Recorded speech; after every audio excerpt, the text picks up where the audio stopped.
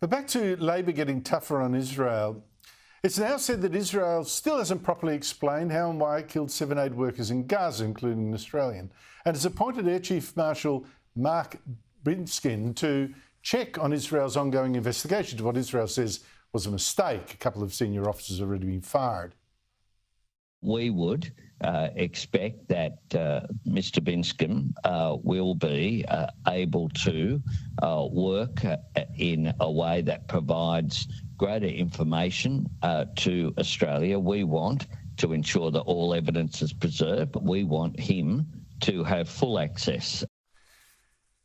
Well, joining me from New Zealand this week is our country's top foreign affairs writer, Greg Sheridan of The Australian. Greg, great to see you. The Albanese government's reaction to what clearly seems a mistake by Israel, your verdict?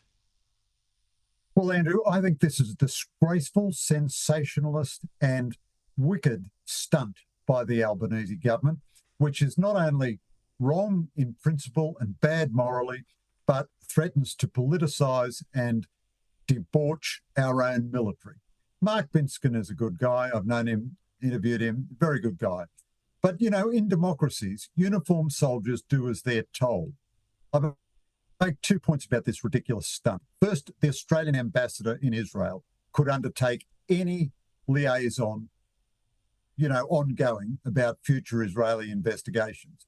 Secondly, a uniformed soldier will do as he's told, do as the government wants him to do. If the government says, now, Binskin, I want you to establish whether the Israelis have produced the perfect, legally untouchable, magnificent, platonic ideal of an inquiry, he'll come back with a report saying, no, the Israelis have been very bad.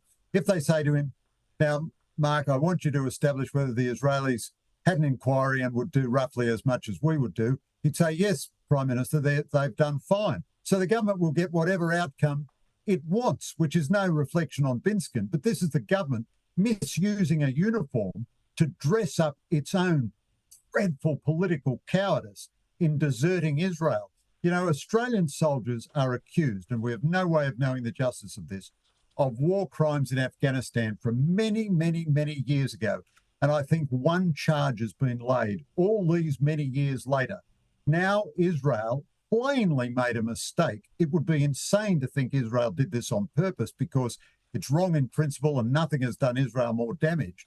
And the Albanese government apparently wants convictions, within 2 weeks. This, in my opinion, Andrew, is grotesque, and it's the worst thing so far I've heard of in the Albanese government era.